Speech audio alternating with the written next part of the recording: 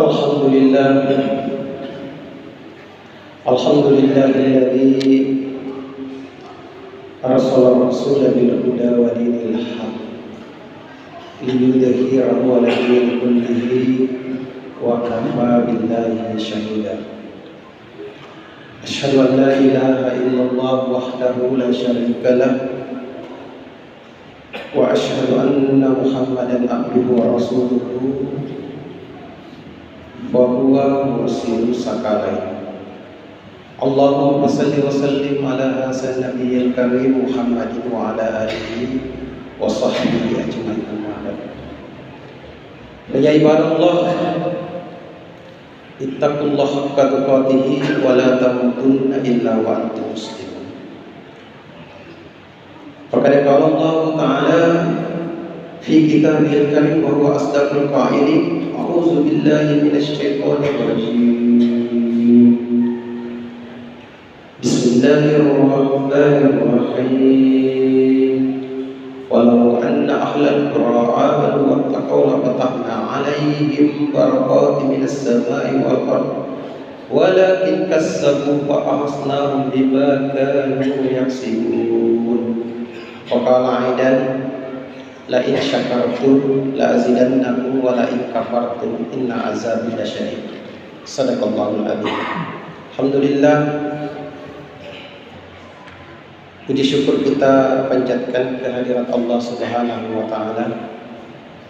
Alhamdulillah, pada kesempatan yang penuh berkah ini kita masih dikarunia oleh Allah beribu-ribu nikmat. Entah itu nikmat hidup, nikmat kesehatan tubuh, dan yang paling utama nikmat istiqomah dalam iman. Sehingga ketiganya itulah mengantarkan kita menuju di tempat yang penuh berkah ini untuk melaksanakan kewajiban kita, yaitu sholat Jumat secara berjamaah. Salawat dan salam kita kirimkan kepada Nabiullah Muhammad SAW, Nabi sebagai uswatun hasanah, Nabi sebagai rahmatan lil alamin. Alhamdulillah, Jumat pada hari ini bertepatan 15 Agustus 2025, merupakan bulan yang sangat bersejarah bagi bangsa kita, bangsa Indonesia. Sidang jamaah Jumat yang dimuliakan oleh Allah Subhanahu wa taala, bicara tentang kehidupan, bicara dalam konteks kehidupan, dalam konteks sejarah kebangsaan bangsa Indonesia itu sendiri. Negara kita, negara Republik Indonesia, hari-hari ini kita sedang berada di bulan Agustus, bulan di mana memiliki sejarah tersendiri, perjalanan panjang bagi bangsa kita, bangsa Indonesia, yaitu kemerdekaan negara Republik Indonesia. Jika dihitung secara matematis, usia kemerdekaan dari sejak diproklamasikannya itu sudah berusia 80 tahun, merupakan usia yang cukup tua.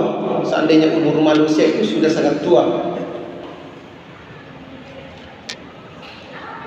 Kemerdekaan yang kita raih ini bukanlah pemberian Belanda, bukanlah hadiah dari Jepang, tapi apa yang dirasakan, apa yang diraih oleh bangsa Indonesia sendiri itu adalah merupakan rahmat dan berkah perjuangan orang-orang tua kita dulu. Kalau kita membuka sejarah, Indonesia dijajah kurang lebih 3,5 abad, 300 tahun lebih. Dan itu meraih kemerdekaan, diproklamasikannya kemerdekaan itu 80 tahun yang lalu, tentu banyak mengalami perjuangan, mengalirkan darah, mengorbankan nyawa untuk meraih kemerdekaan itu. Nah, kita sebagai bangsa Indonesia, apa yang kita isi? kemerdekaan itu. Karena banyak di antara kita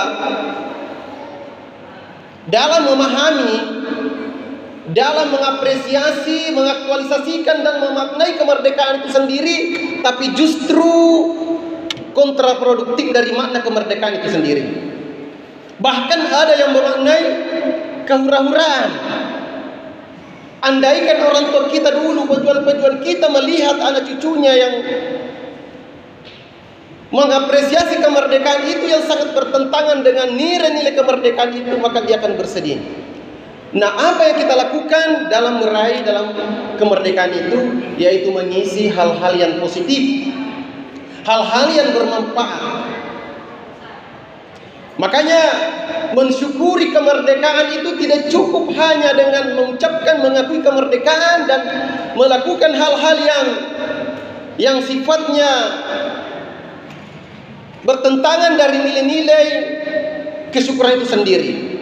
Karena di dalam Al-Quran surat Ibrahim dikatakan, la in syakartum la azidannakum wa la in kafartum inna azabi lasyadid.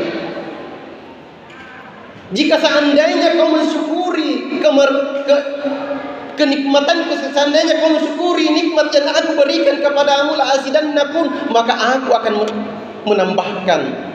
Wala in kafartu inna azabi lasyadid. Tapi seandainya kamu mengingkari nikmat itu, maka azabku yang sangat pedih. Maka kemerdekaan yang kita raih ini kita isi dengan banyak hal-hal yang positif. Salah satu bentuk kesyukuran kita baik pembangunan dalam bentuk fisik. Maka dalam kesempatan ini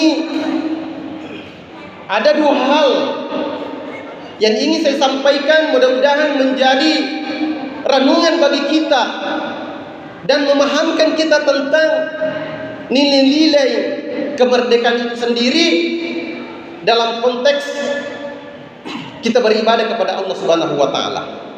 Yang pertama, pandangan kita tentang kemerdekaan itu sendiri,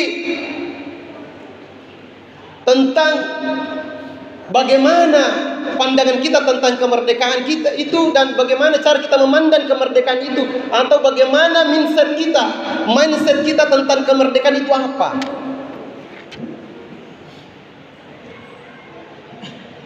Para ulama kita dahulu merumuskan bahwa kemerdekaan itu tahrirul ibadah bil ibadatil ibad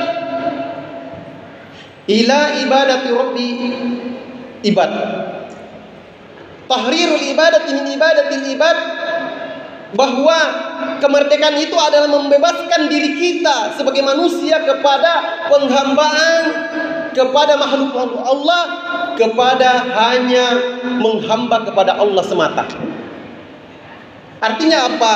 Orang yang merdeka itu orientasinya hanya kepada Allah Subhanahu wa taala. Apa yang dilakukan itu tertuju hanya mencari ridha Allah Subhanahu wa taala.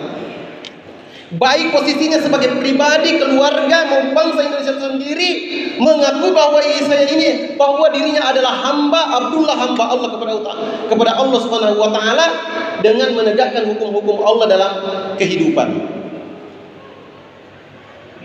Jadi merdeka itu sebenarnya adalah ketergantungan kita hanya kepada Allah.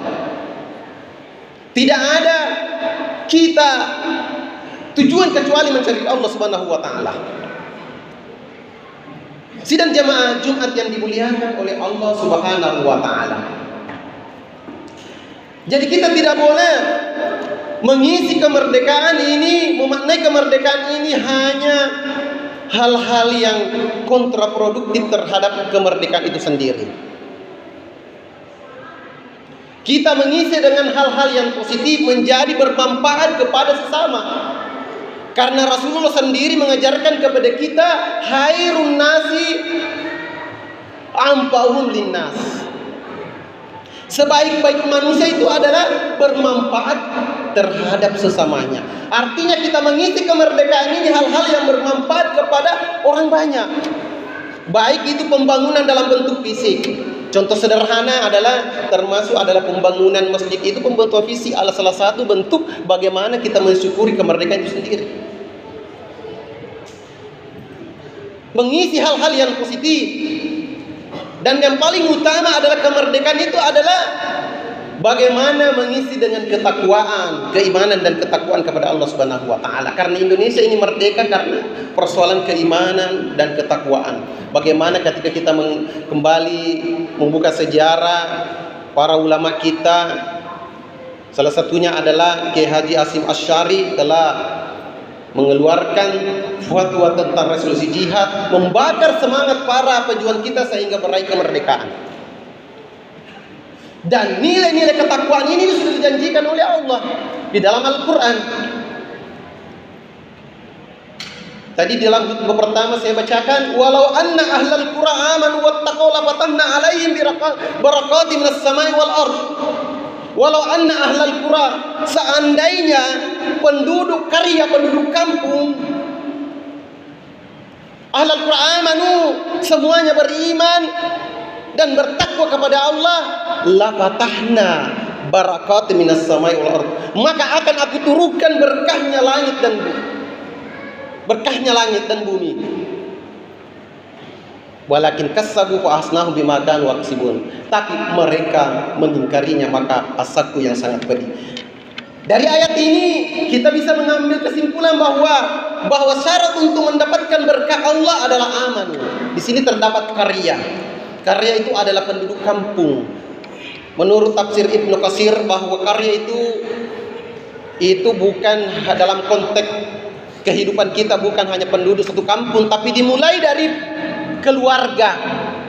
Karena keluarga itu adalah simpel terkecil dalam negara. Mulai dari keluarga, RT, RW, sampai kabupaten, sampai kepada negara. Jika sistem atau penduduknya itu beriman dan bertakwa, maka janji Allah akan turun berkahnya. Maka negara kita akan damai, sejahtera, dan negara kita ini penduduk akan merasakan nikmat kemerdekaan ini. Jadi yang pertama adalah kita tanamkan nilai-nilai keimanan dan ketakwaan kepada Allah Subhanahu wa taala.